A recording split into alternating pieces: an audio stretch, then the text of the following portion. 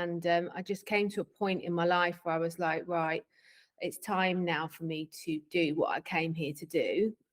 Because I always knew that if I'd got to my deathbed and I hadn't done what it was, I wouldn't be satisfied, but I didn't know what it was.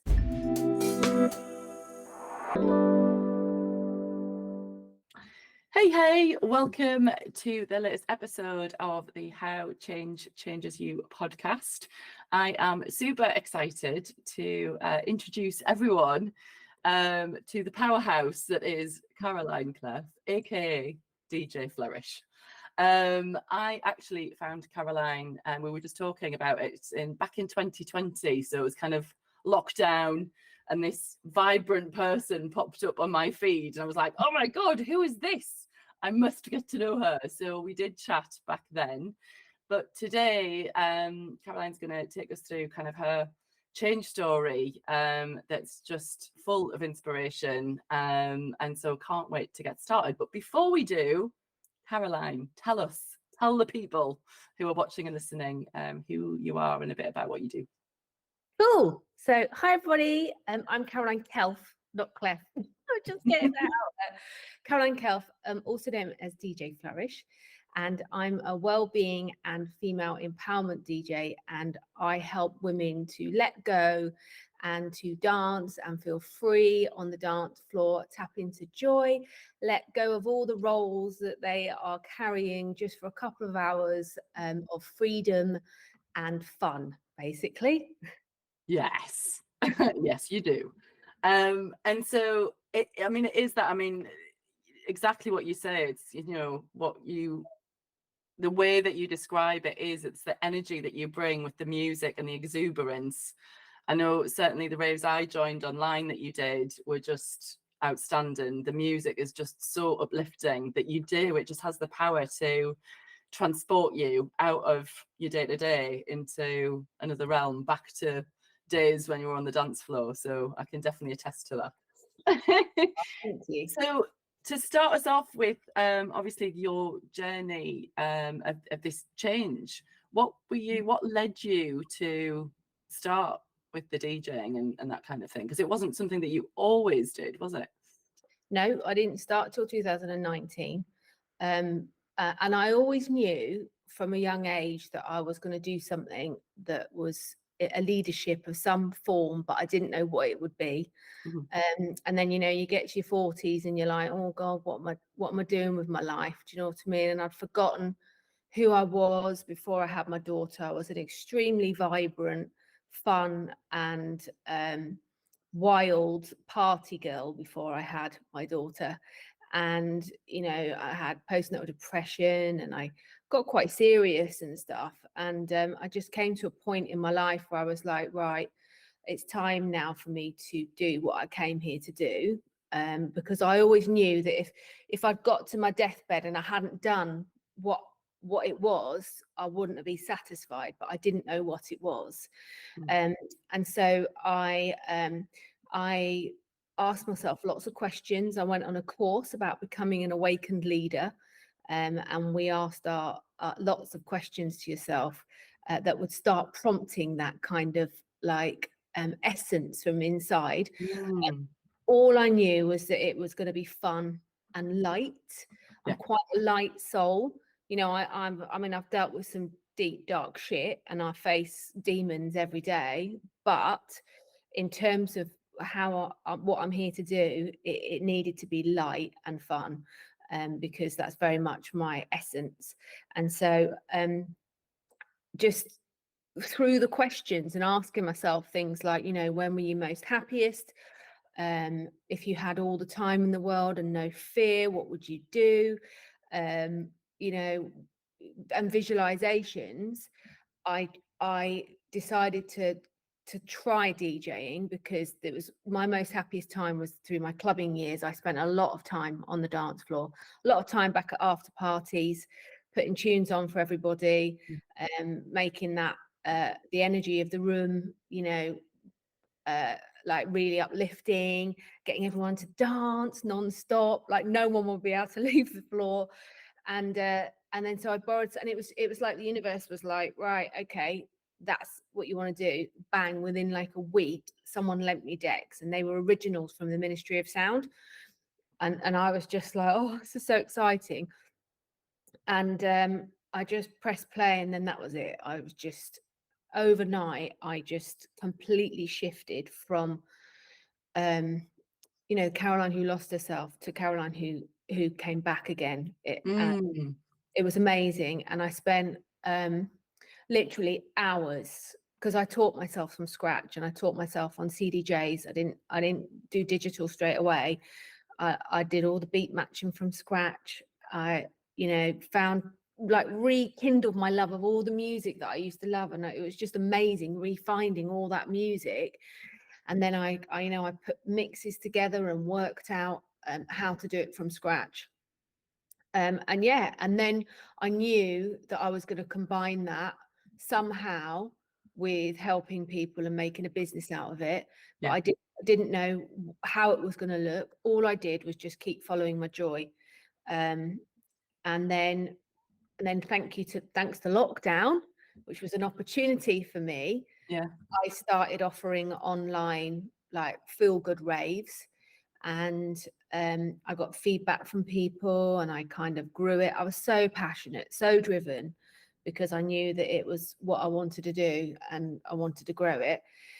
And it's just built and grown, and now they're full in person raves. I'm not doing it online anymore. They're in person, which is much better for me. It's exciting because I get to organize these nights out, because was also my forte back in the day, was organizing a wicked night out.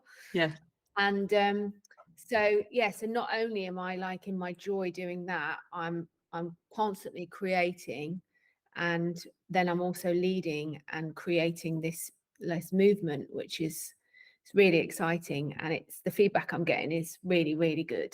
So it's great. Love that. I love that so much, Caroline, because I think for so many people watching or listening, I have a feeling that there are so many, probably specifically women, but I'm sure there's guys out there too. Like you say, we have this kind of start kind of to our lives where we're these types of people, and then our identity shifts and changes. And then you suddenly find yourself in this place of not particularly fulfilled. So it sounds like you kind of went on this quest to kind of go, right, there's something needs to change, because you can't really go on kind of feeling not as fulfilled.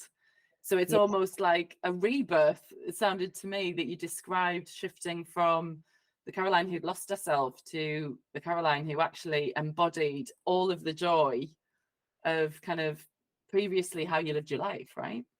Yeah, it was to be honest, it was more of a remembering who I was.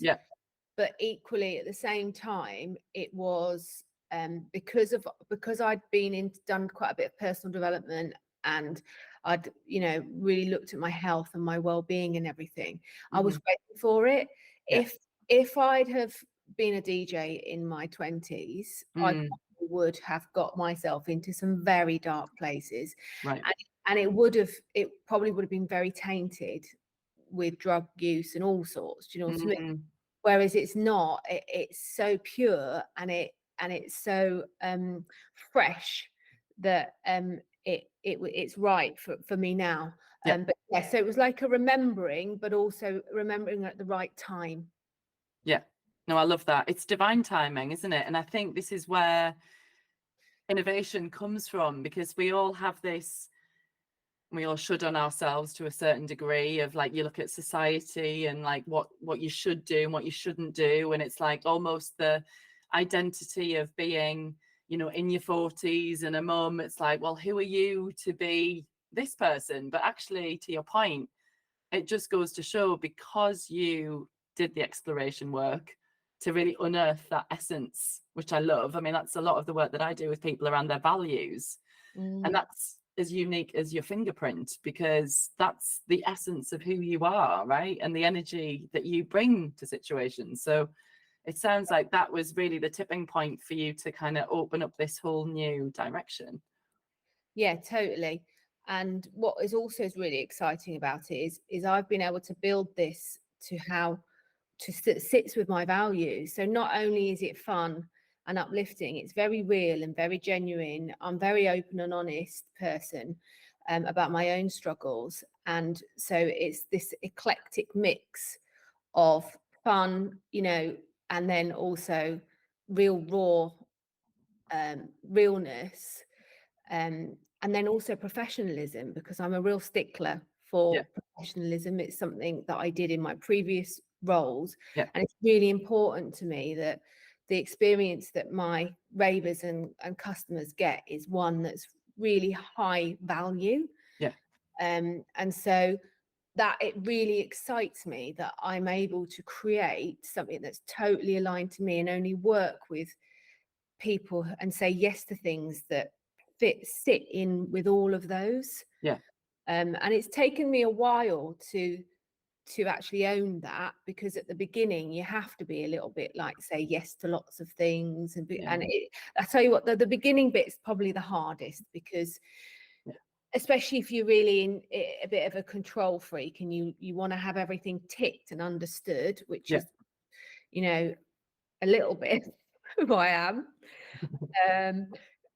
So you know, you kind of wanting to know what's happening and when. And sorry, I've just lost my train of thought there. What was I saying? No, I was tracking you, because what came up for me when you shared that was the control freak element, which is part of your professionalism superpower. But the light and fun and creativity is the experimental part of you. So it's navigating that, isn't it? Exactly. Yeah. So I will only follow my joy if I'm going to be doing something, which is my intuition and my creativity. But at the same time, it's really important to me that things are done professionally. And sometimes both of those I can veer too far over into control, or I can veer too far into fun. And sometimes the fun is an avoidance technique for me. So like happy, you know, rebel girl, you know, teenager. That is something that I have to kind of look at. Oh, here we go. She's trying to stop you from actually like facing something within yourself. Do you know what I mean? Or it's a protection mechanism. Yeah, of course. And then the control side is also a protection mechanism. But both of them are superpowers as long as I use them. They're in check. Wisely. Yeah. No, I love that. And it's evident, you know, the amount of personal work that you've done to have the self-awareness that you can kind of go, oh, party Caroline's out, or oh, control freak Caroline's out, so that you consciously tap into their power as opposed to let them take over you and potentially sabotage what you're doing, right? Yeah, it's like a full-time job though sometimes. I tell you, it's so funny, because sometimes if I'm in major control, it's like a really strong feeling in me that's like, part of me is going, you need to stop, slow down, you know, you don't need to do everything today. And it's going, no, I'm going to do it, and I won't stop.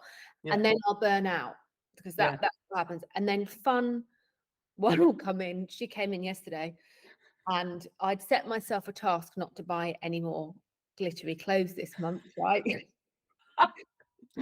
Because I don't need any more, and I want to save some money for something else. So I've set myself this budget. And then yesterday I saw these sparkly gold trousers, and fun one came in and was like, I want them. No, but you said you weren't going to buy any this month. You're like, I don't give a shit. I'm buying them.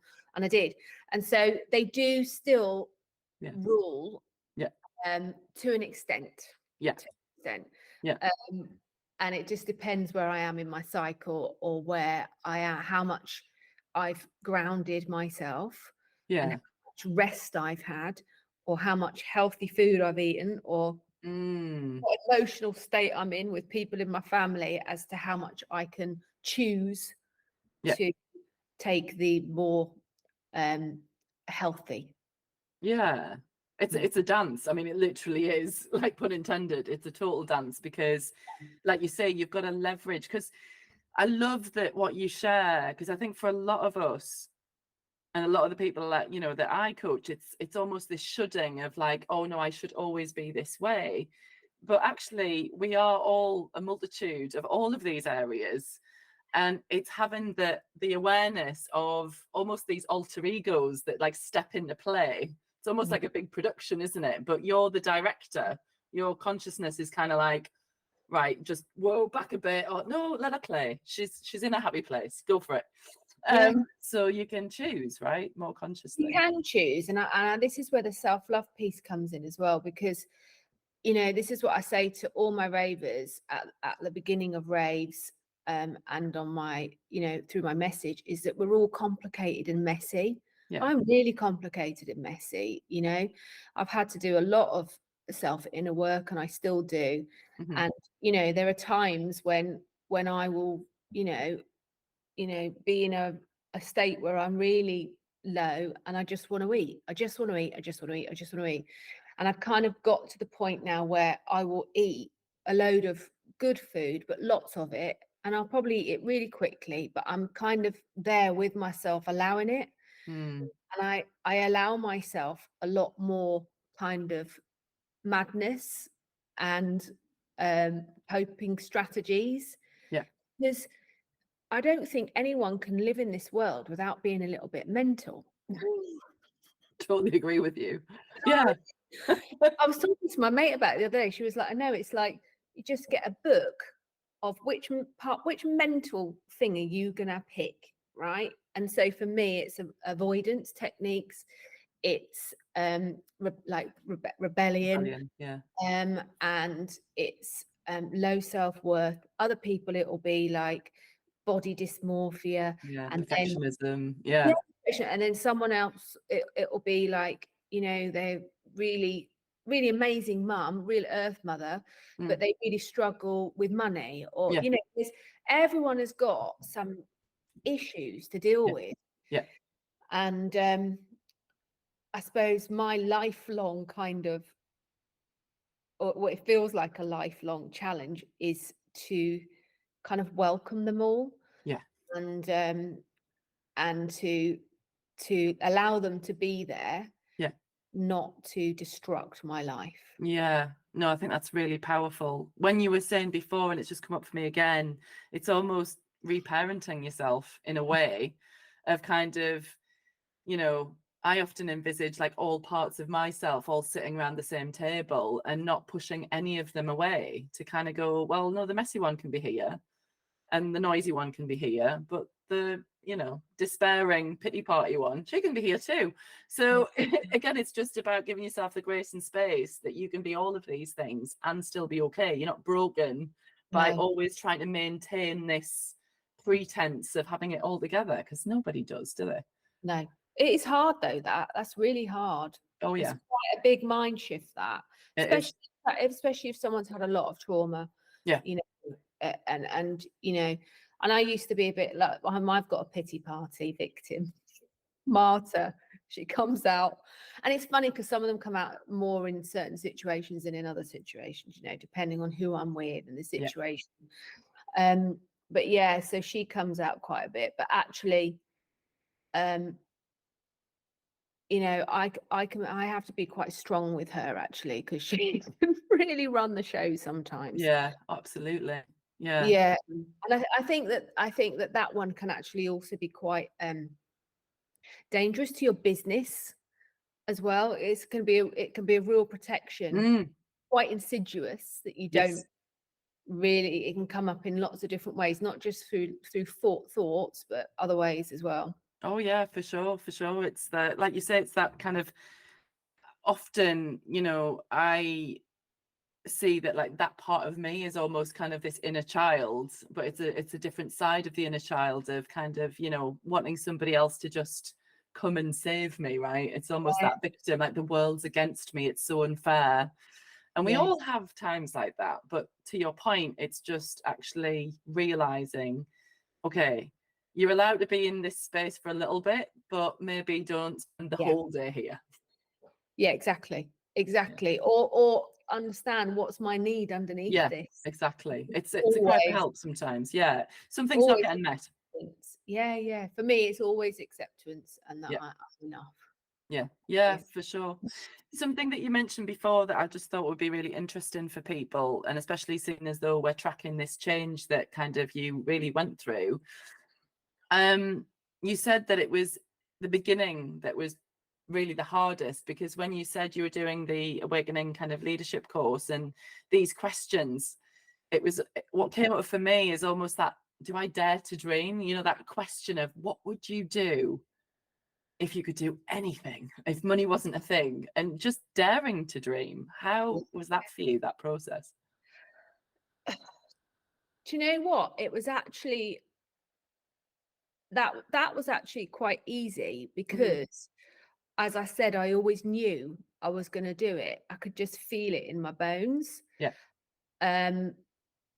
What was hard was sitting in the uncomfortableness of not knowing what it looked like. That's hard because, and that happens a lot to me. Yeah. Like it less so, well, like with now, because I know what my plan is kind of for the next year or two. But like last month, I couldn't find a venue, and that was like, oh, like I knew I had this plan, and then where's the venue, and and then in my conscious mind, and well, my soul, or whatever you want to say, was saying it doesn't matter, it's going to come. You know it's going to come. You don't need to push. But controller was going, I need to push. I'm going to find it. I'm going to find it. And in the end, it all happened. And then I had a rush of flow, and I was like, it's fine. And I knew it was going to be fine. But it is the uncomfortableness. So I knew that I was going to do something. I didn't know what it looked like, and I wasn't happy. And that was hard. But actually asking the questions, I found it was fun. It was nice because it takes you closer to that energy. Yeah. I talked about it with everyone. I was like, because what I got was, if I had all the fear, if I had no fear and all the money in the world, what would I do? And I haven't done this yet, and I could do it, could go and do it tomorrow, is I would get on a tube in London and like just get everybody dancing within a minute and just like having fun and like just, just leaving that tube carriage just really, really uplifted. Yeah. But I wouldn't do that now because I don't want to do it to a cold audience. I want to do it to people who want to be there. Yeah. And who are choosing to be there. but if I had no fear, because it's the fear that stops me from getting on, that's what I would do. Do you know what I mean? So that excited me. So I was talking to people about it all the time. I would say to my mates, we'd go on walks, and I'd be like, I'm going to do something. I don't know what it is. It's light, it's fun, it involves motivating people and getting them to feel really uplifted and joyful. Yeah. And they were like, yeah, I know, I can see that in you. I can see that in you. I just kept talking about feedback from them as well, that affirming kind of, oh my God, that your cheerleaders around you kind of mirroring that back to say, that's a really great idea. Yeah. And then I started hanging out in networking groups, and I don't know what I'm going to do, but I'm here because I'm showing up and I'm saying yes to it. And I just really put myself out there. Yeah, it's amazing because it is trusting the process, and that resonates with me, Caroline, a lot. And ironically, I literally earlier this afternoon had a coaching session with someone who I'm coaching who is wildly creative. And we've identified that she's a performer, like she's an absolute performer. But what that specifically looks like is not yet clear, right? And it's driving her nuts. But what I love about what you shared is it's allowing yourself to dance in the ingredients of and kind of go in. And that's, I suppose, a bit about the timing element, isn't it, as well? But to keep showing up and to keep being curious. Are those the types of things that you would say has helped you? Or yeah, and I would say also doing things that bring you joy. Like, they don't have to be what it is that you're going to be doing. So for me, DJing brings me so much joy, but it was doing other things that brought me joy, so that I was in that energy of excitement. Yeah. So I can manifest like amazingly now, especially with my business. I'm in such a high state of like satisfaction and joy when I think about it. And I think so doing things that like really light you up, and that could be anything from, I like going shopping for makeup. I love it. makes me feel so happy shopping for makeup, Mhm. or shopping for clothes, or spending time with mates who I can chat to, real deep stuff. Do you know what I Yeah. mean? That kind of stuff. And at the same time, thinking about it, Yeah. focusing on, right, I'm ready. What is it? What am I going to do? Yeah. I'm Yeah. here, I'm open, I'm ready for it. Yeah. And that the way you describe that as well just highlights how you are tapping into that playful, light essence of who you are, but then also the controller that's kind of almost flowing or guiding to kind of go, all right, so I'm having fun and play, but like, what now? It's that push but play energy that I'm getting from what you're Yeah, describing. you've got to take action as well. Yeah. So I'm quite lucky that action is something that I don't have a problem with at all. But actually, it's been my downfall. Mm. So I have to rein in the action and do more of the flowing and just joyful creativity. So, but yeah, no, taking action is really important too. Yeah, well, absolutely, because that's where the clarity comes from. And this is what we talked about with creative people, that actually there's no such thing as failure or a mistake, because you're experimenting and it's almost a feedback loop to kind of go, right, I'm going to try this. How does this feel? I'm going to try this. How does this feel? Because if you tell yourself that you've got absolutely all the clarity in the world before you start. Yeah. But that becomes boring then. It's boring then. So like, but it's still difficult for me not to have full clarity on stuff. I was a lot worse in the beginning. So when I started those online raves, I was like, right, okay, so I'm going to do this. And then I'm going to include, a short warm up, and then I was like, after the first one, I was like, well, actually, the first one I did it to kids and men and women. And then straight away afterwards, I was like, holy shit, I'm not doing it to kids or men ever again. Clarity. Yeah. And so that like, that trial, then even though it was it's uncomfortable, you've got to get used to being uncomfortable. Yeah, well, that's where the growth happens, isn't it? Because then you know in your body and in your mind that, okay, that's not my audience.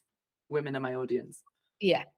And so then it was women. And then I started, trialing more like free dancing. And then I was like, oh no, this is going too deep for me.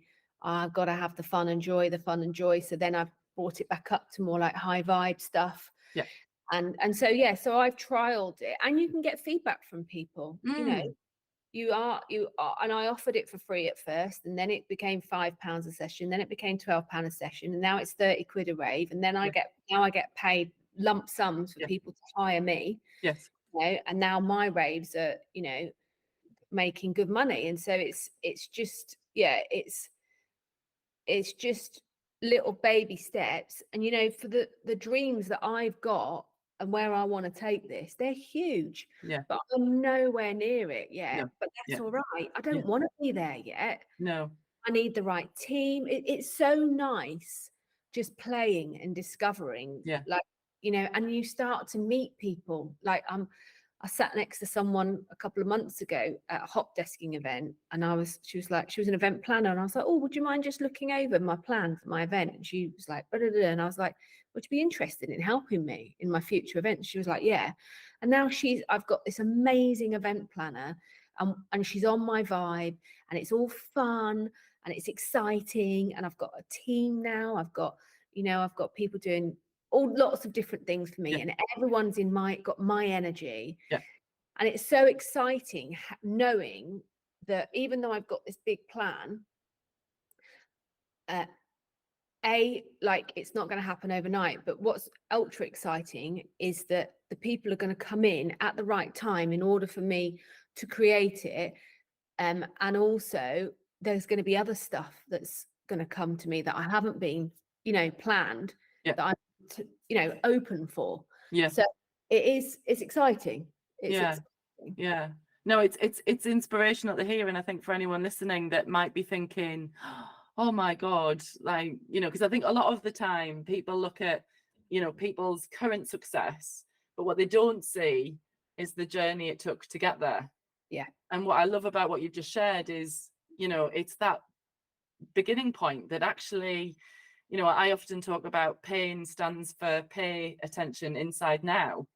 And the pain that we have through losing our identity, it's not there to harm you. It's not there to drive you insane. It's there to wake you up to your potential. And it sounds like that was just the beginning of this like amazing journey that you've been on, and that lockdown actually came at a really quite good time.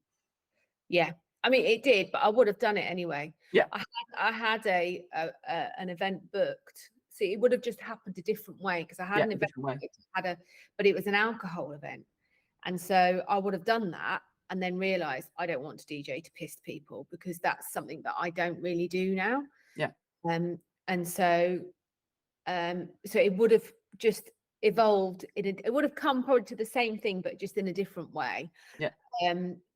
But it would have got to there from me making mistake after mistake after mistake. Yeah. And going through like uncomfortableness and pain over and over again, because I have, you know, I've made myself look like such a div sometimes. I really have, especially in the DJ world. You know, there's a lot of cool people in the DJ world, and I've asked questions, I've said things to venues. When I look back now, I'm like, freaking heck, must have thought you were such a knobhead. Yeah, or what I think a lot of people think is like she's just a 45-year-old housewife who's just completely lost the plot and is having a midlife crisis. But I don't really give a shit because my passion and drive is so strong. I don't give a shit that I look like a knob. But I even though I have massive self-esteem issues, for this particular thing in my life, I don't care. I'm so you're fueled. It radiates from your being, and I know that same energy that you describe is what attracted me when I first saw you on social, like, you know, when you were out there doing it, because it's like, who is this person that is just shining like, like my gold, in your gold lame. I know if you're watching this obviously on YouTube, you can see Caroline's beautiful top, but if you're listening to this on any other podcast, then you need to go up to YouTube and check out her spangly shirt because it's amazing. I've got my jumper of joy on. Caroline's got her gold lame. For those that are listening then, specifically around, what tips would you have then for this discomfort, for actually sitting in it? Oh man, you're asking the queen of avoidance. Yeah, but this is the thing, Caroline. You may well be the queen of avoidance, but you're still doing it. I'm still doing it. I don't know. I think a little bit for me personally, naturally, I have got this thing that gets me up every day, no matter what. It's like an inner drive, no matter how discomfort things are. So I think that naturally I'm a bit of a go-getter. Yeah. However, so I think that balances out the avoidance. Yeah. In terms of sitting in discomfort is learning to trust life. Yeah. It is extremely difficult, but when you start doing it, it's exciting because you know something's coming, and I think I've been through so many moments of discomfort, and times where I've tried to fight against things, but then actually afterwards thought that was right that didn't happen then, or that was right that I was feeling like that on that day, or it was right that we had that conversation that day, or it wasn't how it was to go. There's like gifts in everything. Yeah, I totally agree. But I'm still very much learning that. Yeah. Because to your point, we're a lot of old patterns that are in there, that they creep up, and especially if we're up leveling, because it sounds like your journey has been that scary beginning, and then you kind of being willing to put yourself out there and to look foolish and to just go, I don't know, I don't care, and I don't know what this is going to look like. I just know that I want to find out. And actually sounds like your curiosity was so much more powerful than any fear. Yeah. Curiosity and passion. Yeah. Passion probably more than anything. Yeah. But yeah, and just knowing that if I don't do this, I'll get to my deathbed and be like, you haven't done what you came here to do. Yeah. Because I want to pay it forward. That's the plan. The Yeah. plan is next year the profit gets to a certain point, it becomes pay it forward. It pays for people who can't afford to go to the race to go to the race. It helps out charities that help girls with self-esteem, everything. So, and then from that, that's going to grow into other things. I know it is, and I want to be a part of all of that. Yeah. And so, yeah, I mean, I'm extremely I'd say, I wouldn't say lucky, I'd say blessed to have the most amazing husband and the most amazing life. And I'm not the kind of person who can just drive around in a Range Rover and get my nails done. If I've been gifted with that, I feel I have to do something with it. Yeah. And so that's kind of like, you know, what drives the through the discomfort. Yeah. And just the knowing, do you know what I mean? But also, you know, all the normal stuff, you know, look after yourself. And well, they're the foundations, aren't they? It's back to what you foundation. were saying, that if you haven't got the ability to make sure that you are keeping your sleep and your rest and your nutrition, your hydration in check, then, you know, when you fall, you'll fall lower into the burnout, right? Yeah, tell me about it. Yeah, and I still do that sometimes, but it's a lot less. Yeah. And it's for much shorter periods of time. Yeah. Because you work out the pattern, don't you? It's almost like this energetic success formula that you're creating to kind of go, I know that if I push it a little bit too far, that's probably what might happen. So Exactly. it's a Yeah, play. and I didn't listen to that in the beginning when I did the online raves, and I started going down a should. I was like, right, okay, so this is success. So I should create an online membership, and I should create, you know, like 6 raves for people to tap into it anytime they want. It doesn't matter how fucked I'm going to be. Yeah. And the fact that I've got no time to manage my relationship with my husband and my daughter, I'm doing this. Do you know what I mean? And I got really ill, actually. And then made the decision. So, and I had to learn from that.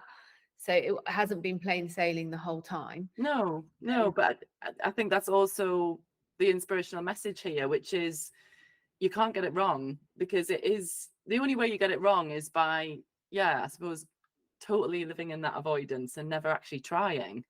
Yeah. Ultimately. So everything, like you say, everything's a gift, everything's got value in it. Even the falling down parts teach you such amazing things, which is obviously, for me, with my passion with this podcast, it is about changing how people view change, because most people are terrified of change. Yeah.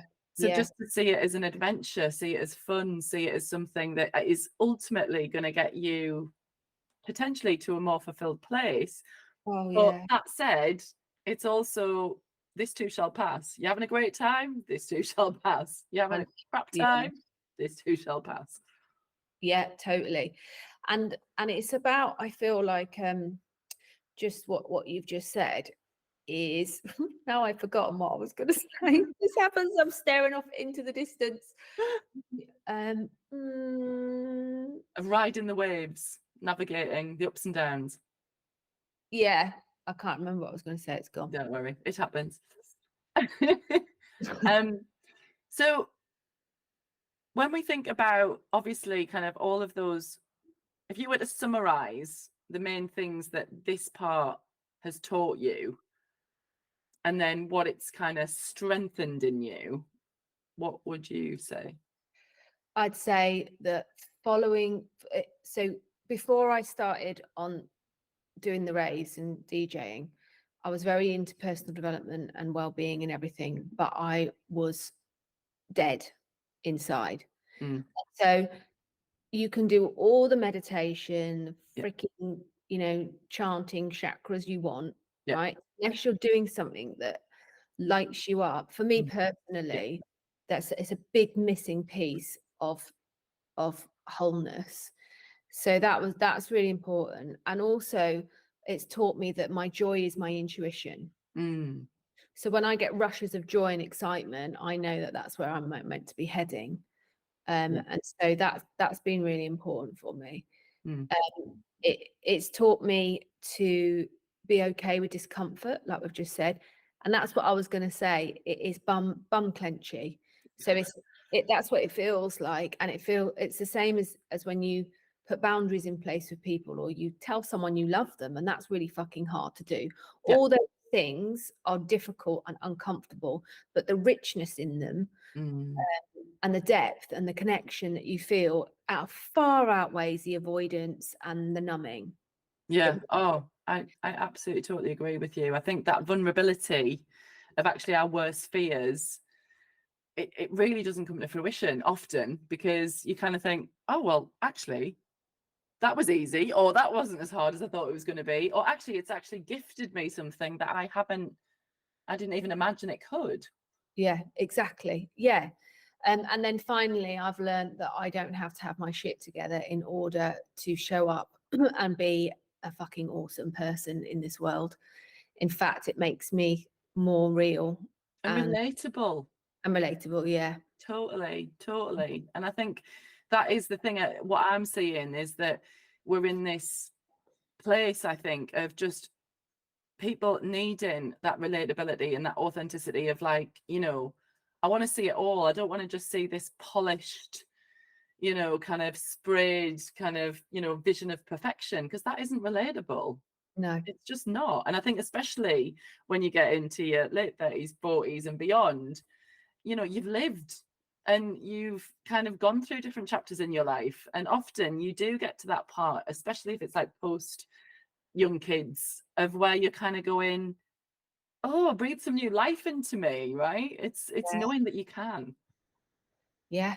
And I'm just so excited now that I'm in my mid-40s and I've got the rest of my life to, grow this and enjoy this and have the awareness and enjoy life and be a bit mental. Be all of the things.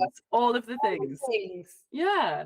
So the final question that I always ask people is, how does all of that you've shared in terms of your learning, what it's strengthened in you, how does that influence like how you show up today? Well, I'm showing up as me, a lot more as me.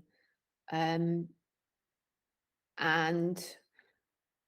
I show up, I'm a great person to be around. I only have a handful of good friends because I'm not someone who has lots of friends. Yeah. But the friendships that I have are really deep, really real, really fun. I'm a much happier mum and wife. Much happier. And also I've got the confidence now to say uncomfortable stuff to my family members, to call myself out and to call other people out. Yeah. Just the more successful I become in my business, the stronger I'm becoming as a person. And I'm becoming, I kind of stopped growing. When people go through a lot of trauma, they can stop at a certain age, don't they? And you kind of get stuck there. And I didn't really grow up. So I'm finally starting to grow up. This feels like what I'm doing now feels like the A star that I didn't get in school. It feels like the distinction that I didn't get in my degree because I just like fucking mental because I couldn't cope. And so it feels like, right, okay, Caroline can now start to grow up. I'm probably about age 19 at the moment. Ageless. That's what I think. I fucking love that too, because then I'm going to stay young forever. I have a theory. And it's possibly another idea for a book that I'm going to write. But the more people that I see that play in what I call like their zone of genius, their energetic zone of genius, in their joy, in their alignment, and not giving a hell about what other people think, there is a certain energy, a certain light behind people's eyes. And you definitely have that, Caroline, of just this agelessness of just like, no, this is just me. I don't, adhere to anything, I should look like that at that age, or no, definitely not. And I'm getting braver with the stuff I wear now. And, I've got a couple of events coming up where I'm getting really brave, and then I'm like, fuck it, there's no way I would have done that a year ago. So who knows what I'm going to be wearing in 5 Watch years this time. space. Christ. But do just keep expanding. Yeah. I love that so much. Well, it's just, you know, from a personal note from me, you, Caroline, like just hearing, you know, obviously, because I definitely got to know you a little bit in the beginning of your journey, not at the very beginning, but certainly at that beginning point, and to see how much it's developed and the road that you've gone on, and then the people you're connecting with, and just all of the wonderful things. It's so inspiring. So thank you for coming and sharing it all. It's a pleasure. Thanks for having me. Yeah. So it helps someone. Yeah, well, that's the entire reason we're doing this, because, you know, there's a lot of us that get stuck in our lives, right? And I think sometimes we just need that seed planted, or that spark of inspiration of actually, oh, maybe I could start to like look into something. Maybe I could start to consider or ask myself some of these questions, or, you know, do something, look for the joy, look for the sparks of joy, because they're all little indicators of what lights you up. So yeah, and it's fun as well. Yeah. Why should be more fun. Something, but it's got to be something that you don't have loads of resistance to. Yeah, exactly. It's a good place to start. That's why I'm like, buy makeup, you know. Yeah. It doesn't start with the small, easy things. Yeah, you kind of think, oh, maybe I should join a painting class. Maybe I should do this. And it's like, no, that's fucking loads of resistance again. Yeah. Really do that. What makes you go, yes, I'm going to do that. Absolutely. Yeah, that's the litmus test for sure. So for those listening, watching, how can they come find you? I mean, obviously, we're going to put your links in the show notes and whatnot, but where do people come find you? Well, I'm on Instagram at Rave with DJ Flourish. And my website is djflourish.co.uk, and that's about it. I'm on Facebook as well. I'm not on there a lot. I think I'm at DJ Flourish 1, but yeah, mainly Instagram and my website. Beautiful. Well, thank you again for shining your light and your passion and your energy, and just all the best. And, you know, let's have a reunion podcast episode just to see like the next kind of chapter. Yeah, I've got some events coming up I'm not allowed to tell anyone about, so I'm excited about those. Oh, well, watch this space then. Yeah. Thanks, Caroline.